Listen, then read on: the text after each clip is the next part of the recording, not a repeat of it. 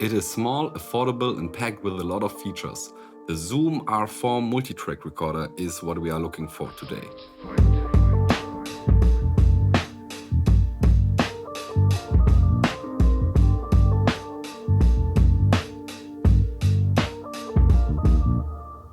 First we have a look on which features the R4 brings to the table. First of all, you can record up to 4 tracks and have one dedicated bounce track, which we will have a look later on. For recording we got 2 XLR TS combo jacks, which also got phantom power for your condenser microphones. One cool thing about the R4 is that you have an integrated microphone inside, so you can choose between the input jack or the microphone. The built-in microphone is also omnidirectional. For recording, the R4 uses a dual AD circuitry, which allows it to self-adjust the gain and detects if low gain needed or high gain is needed. To power the R4, you can use USB-C from your computer or your power bank, or you can also use batteries, which I will put inside a minute. If you want to save your projects, there's a dedicated SD card slot on the side. We also got a headphone out and dedicated volume buttons. On the front we got an LCD display with 4 rubber buttons for the menus, 3 rubber buttons for input, effect and rhythm. We got 4 sliders which are functioning as a monitor output for each track.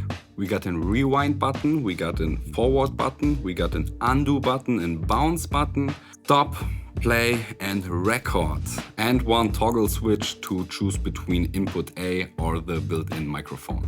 Beside the battery compartment there's a screw where you can put the R4 on a stand or something.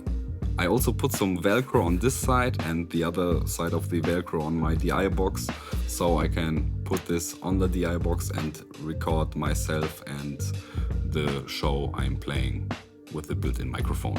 After we inspected the outside of the R4, we're gonna take a look inside the R4, shall we? So here we are, let's turn on the unit. Batteries are inside. SD card access, yes, it's this date, I don't give a fuck. As you see on the display we have 4 tracks where we can record on. If you push the input button you can select which input is selected for which track, and you also see if phantom power is activated or not. Now if you want to hear something we need to push the first slider up.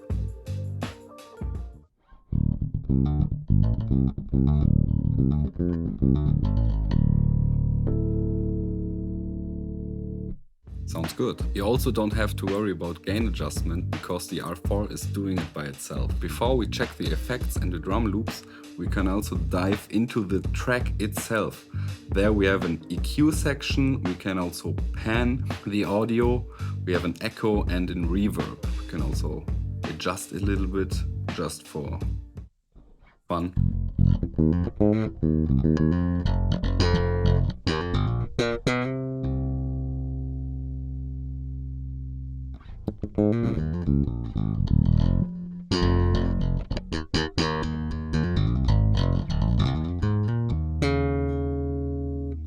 Okay.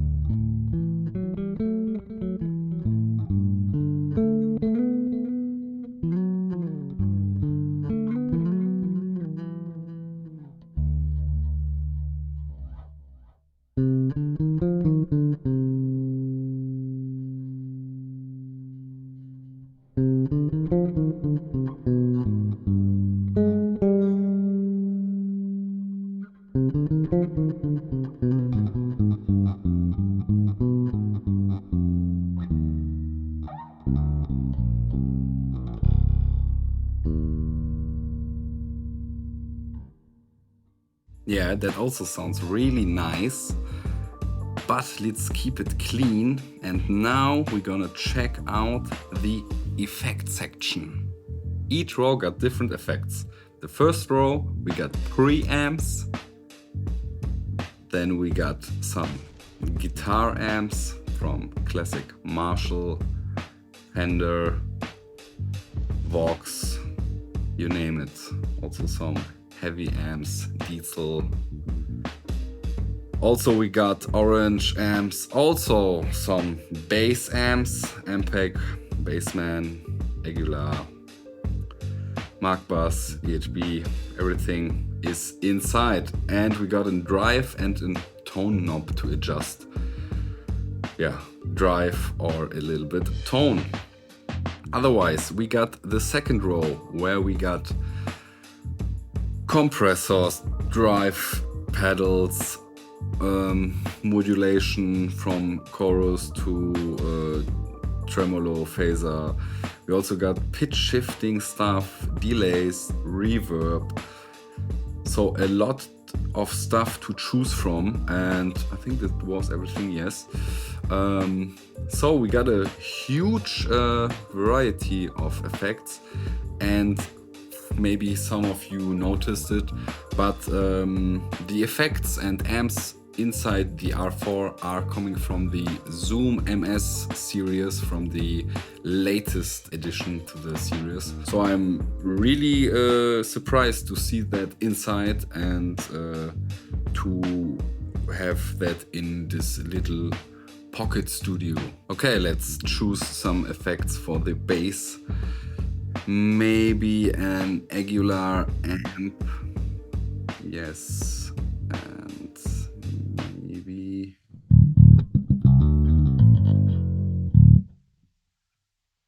a little bit drive away.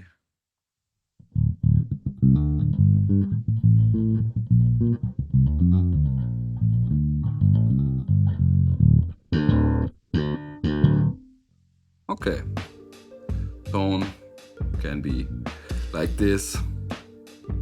So we're gonna go to the other effects, and I think we're gonna choose a compressor. Light, I think the rack compressor is pretty good, but we're gonna put the comp down just a little bit of compression.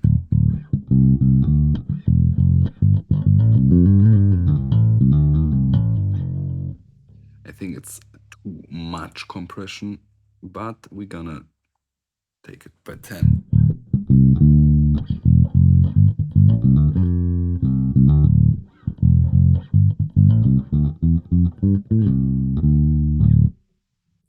Sounds good. Under the effect button is the rhythm button, and there we can have like different pattern. You can choose from guide, 2 click, 2 3 4 5 4 1 4, different beats from different genres. So everything is there for you. Let's choose one to create a track for later. Maybe there's a lot, you see.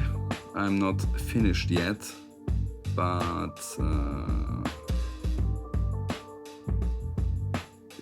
still going. I think there are 80 rhythm patterns inside. So oh, we are at the end.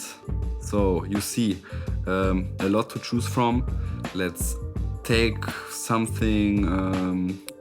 Okay, let's do some bossa. Tempo, we can adjust the tempo. I think something like 80 is cool. We can adjust the volume for it. I'm gonna push it a little bit down because I know it's a bit loud. And we can also have a pre-count, which is really nice.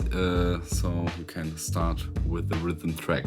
But wait, there is more. When we push the stop button, we got the hidden option menu where we can start a new project, go through the files we have inside the SD card. We got a tuner and we got settings. So new file, new project, we are already inside. So let's tune.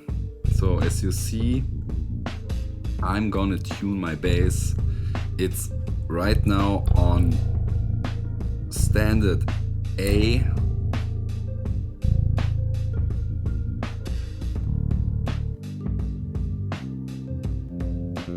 You also can choose between different types of tuning abilities from the tuner, or you can also calibrate the hertz amount from the tuner. Otherwise, we got the setting button where we can also go through our projects, delete projects, export projects. We can adjust the echo and reverb which are on the tracks itself, like echo time or the repeats or decay. You can also check the SD card, how much space you have available. You can format the SD card and check the performance. You can use the USB as audio interface or for file sharing. Then we have the system, there you can change the time and date of your projects. You see, it's on time. The battery type which you are using, the LCD brightness from low to high, the power saving mode, the auto off mode is also on, firmware, and also a factory reset. And the last point of the settings menu is an help button where you can scan a QR code and get to the website and get some help. So after we checked out the R4, we want to record something. First of all, we need to enable one of the 4 tracks we want to record. As you see, the first track is red, so it's ready to record. Let's see what the rhythm does say. Okay, nice. I think I will change the tempo to 120 because it's a little bit slow. Yes, and I just hit the record button and let's go.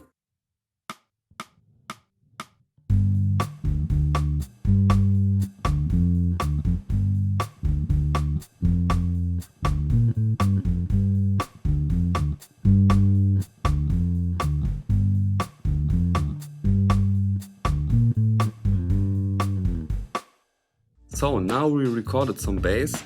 Now we can go and adjust something on the EQ. Let's say, okay, I want less highs and maybe some less mids, a bit more low, rest looks good. We can also adjust the volume with the fader.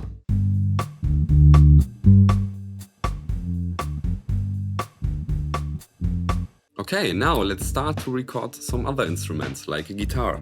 So now I got my guitar, but we need to change the effects or the amp so it sounds a bit better. So we're gonna change the amp.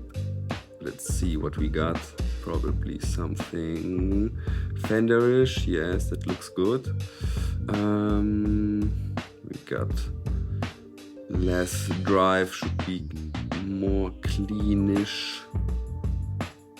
Tone can we also make a bit this, and we get something else like, let's say, okay, how about the tram? Let's hear.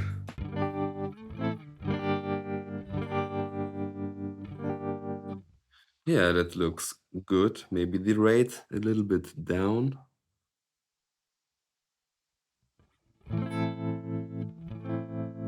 That looks good. If you don't want to have the guitar on the same track as the bass, we need to select another track for the recording of the guitar. So we select input and choose input A or track 1 without input, and we choose input A for track 2. So now everything is recorded, selected. Now I just have to increase the fader. So now I can start to record the guitar.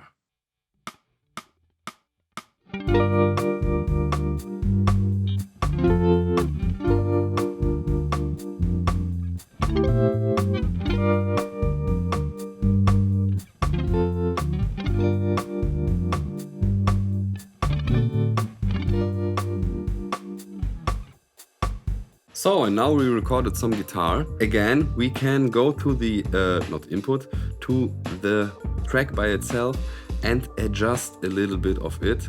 We can also like pan it to one side and record another guitar on the other side.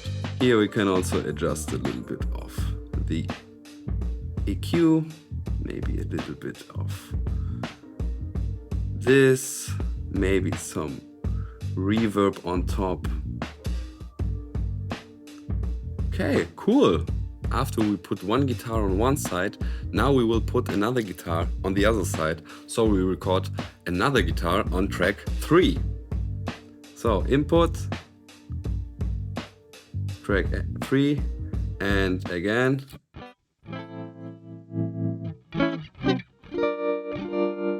Let's go.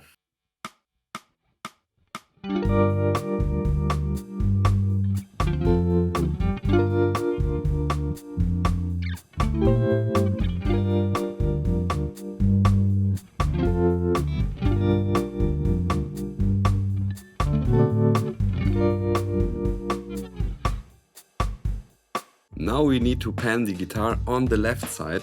So we go into the track itself. Again, choose one side. I think the other was the right side. So now we're gonna do the left side. Again, some reverb, some lows again away, and some middle. So we got 2 guitars, 1 bass, and drums. If we like what we hear, we can now bounce everything to another 5th bounce track. So let's do it, quick bounce. Now you can see we got the 5th bounce track, which includes the bass, the 2 guitars and the drums. So if we play the track, you hear some smooth bossa. And now we can add some more instruments, like this one. I will put the acoustic guitar into input B, so we can use input A or the internal microphone. So we will see how it sounds. If you want to record with 2 audio sources, you need to select which tracks you want to record on. So track 1 microphone, track 2 input B. So now we need to turn up the mic.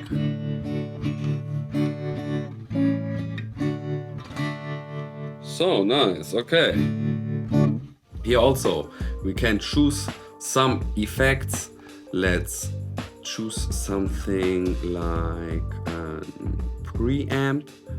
That's always nice, like this. Drive down as much as possible. Here we get something like detune. Yes, and let's turn up the mix a little bit. So now, okay, we got 2 tracks selected.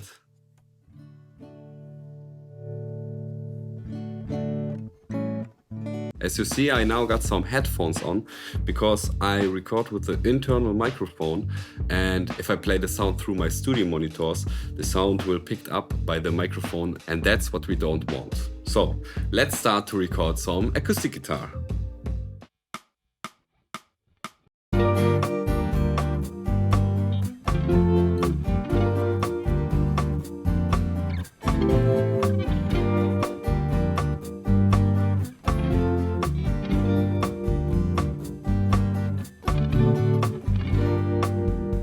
Yeah, something like this.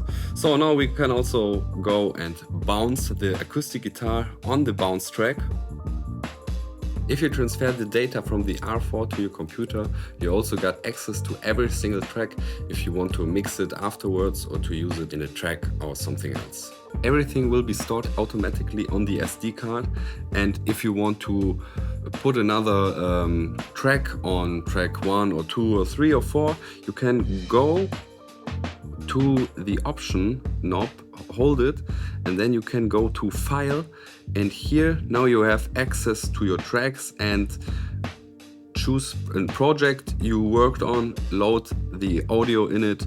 Like we can here go to here and you can load the bounce or track 1 and the 10th try of it or something. You have a lot of opportunities, options here to load tracks, to save tracks, to combine tracks, to have a little studio in your pocket. So my thoughts about the Zoom R4. I'm really surprised about the compact format, about the 32-bit float. That's really kick-ass, so you don't have to worry that everything could be too loud or too quiet. You got built-in effects and amps which are really good, and I think I will use it also for like reviewing stuff on the road at some conventions where I can plug the guitar in it. I will probably get the DI box with me, so I can have like only the DI signal and one signal where I have some sound on my ear. Also, the drum tracks are a cool addition for your demos or for some practicing. Also, the integrated microphone is a good solution if you, let's say, forgot your microphone, or what I do, I select input A for microphone and input B is for my bass, so I can record the whole band with a microphone, like the whole surrounding, and input B for my bass. So afterwards, when I do some videos, I can put the audio on top. One thing I don't like about the R4 is the undo button. I mean, it's really cool, but it's only working for the bounce. So if you record something on track 1 and you mess up, you just can't press the undo button because that doesn't work. You have to press Option, then select File, and then you have to select the track and then clear the track. So it's sometimes a little bit annoying, but maybe an update can maybe something do that you Option and undo, and then everything is deleted what you recorded before. Beside this little flaw, the R4 is the ultimate multi-track recorder for on the road. Of course, some people would like to have more inputs, but because of the bounce function, you can have endless bounces and track as much as you want. I hope you liked the deep dive into the R4. Smash the like button, leave a comment and subscribe, and until next time.